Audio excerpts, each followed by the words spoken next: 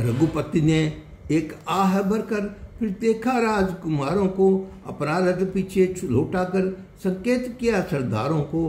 पटक पटक सरदार फौला दी धर्मार, बड़े साथ लेकर मुकुट हाथ लिए हथियार। जिस तरह झुके दोनों भाई, फट चली वहां से छाई थी। कटचली करब थी खेतों में, वीरों में हुई सफाई थी। पिच पिच कर भालू कीच वटकर खींच कर चिल्लाने लगे, मर मिटकर लाखों महावीर हा करके बिलखाने लगे। उठे पुकारे लाख निधि, पर न उठे रघुवीर। लोक सेना काट कर गए उन्हीं के तीर। पर देखा सो रहे हैं रथ में लीला धाम, अस्तु लौट कर चल दिए लव कुस्तभ संग्राम। दोनों कपि घोड़ा लिए पहुंचे माँ के तीर, रक्त बिंदु से लाल थे उनके सुबट शरीर। सहलाया स्वयं सपूतों को उस सदामयी माए सुहागिन ने, पुचकारा उन विरागियों को उस विहाइन बन विरागिनी ने। आंसू पोंछ कर पूछने लगी, बेटा कैसी क्या बीती है? जीती है सैन्य शत्रुओं के लिए, तुमने बाजी जीती है। हंस हंस कहने लगे दोनों माँ के लाल, माँ जी बड़ा विचित्र है इस घटना का हाल। रघुवंशी लोग दिग्वशी को ये घोड़ा लेकर आए थे, इसके माथे पर ध्वजा सी थी, विजय पत्र लटकाए थे। वह वीरों का अपमान नियम सब लव से है से गया नहीं, वीरों के नाते बना छेड़, वीरों के वहाँ रहा गया नहीं। मेरे जाते ही रघुवंशी हम दोनों पर ही टूट पड़े, एक के बाद एक सरदार एक कौशलपुर से भी छूट पड़े। शत्रुघ्न लक्ष्मण भरत आदि सब जो हरत दिखलाया है, पर क्या तुम्हारी हमने उन सबको मार गिराया है। रघुवर को सोता छोड़ सकत अब वीर निराकर आए हैं, अपने भी लिए खेलने को दो किस साथ में लाए हैं। नजर पड़े जब सीएच के वह अनुमत कपिसानाथ, एक बाहु के साथ में लगी खींचने हाथ। बोली मुझसे अभागिन को विधवा ने क्यों उपजाया है, जिसने अपने जीवन भर में क्षण भर में चैन भी न पाया है। ब्याह तक नाथ की चाह रही, अब ब्याह हुआ तो बना पकाया, वन में वह साथ रहने दी, वह पापी राक्षस हरलाया। ज्यों त्यों उस दुख से छूटी तो ये कौतुक दिखलाया है, पति ने वन वन भटकाया है, पूतों ने रान बनाया है। अब इतनी ही दया करते फट जाए भूमि में धस जाऊं, पृथ्वी माता दे ठोर मुझे क्या कहा आपको मुँह दिखलाऊं।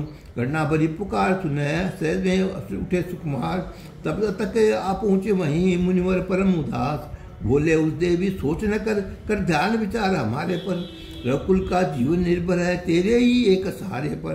तेरे सतीत्व बल का परिचय प्रभु को ही दिखलाना था, एक अभिमानी लोगों का रमे अभिमान गिराना था।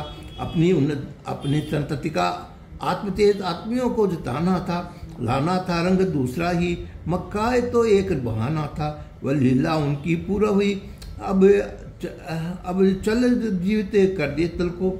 श्री कौशलेश के दर्शन कर जा कुशल से दे फिर कौशल को। सीता जी गमनित हुई इसी की आशीष पाए, पड़े हुए थे जिस जगह रघुवंशी बलवान।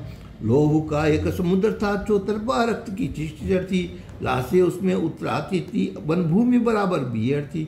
शत्रुघ्न भरत नील नल सुबट श्री लक्ष्मण और विभीषण थे, जो वीर भूमि में भूषण थे, वे आज ओतप्रोत ईंधन थे।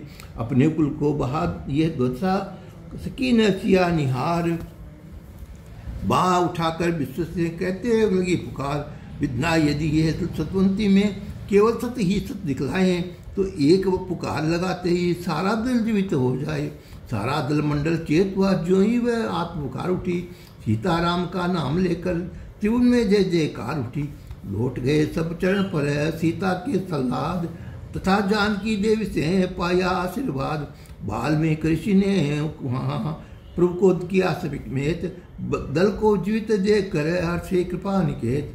सुंदर मुनि सब उपस्थित थे, भूतल पर एक सतपुतुल था, त्रिभुवन पर मानो सार मात्र वह वाल्मीकि का जंगल था। उन सबके आगे मुनिवर ने सारी कथा समझाई, लव कुश चरित्र तथा राम कथा सब लोगों को बतलाई है।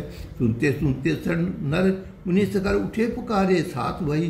कौशला नरादम कहता है जग माता सीता सती नहीं, त्रिभुवन मित्र मिल साक्षी देते हैं, हे नाथ सिया यों को अपनाओ। अपने उन दोनों अंशों को हे देव गले से लिपटाओ। त्रिभुवन से जब यों उठी मिलती हुई पुकार, जगन्नाथ को फिर मिला वहीं पूर्व अधिकार लवकुश को कर्णेश ने छाती लिया अब लगाई। सीता ने से चरण पकड़ मस्तक दिया झुकाए। फिर माया ब्रह्म एक होकर कौशलपुर वापस आए हैं। त्रिभुवन में जय जयकार हुआ, सुर नर मुनि सब हर्षाए हैं। सानंद से प्रेम कुशल पूर्वक ते प्रभु का ये यज्ञ तमाम हुआ। श्रोताओं हुई लेखनी का जय प्रभु कहकर विश्राम हुआ।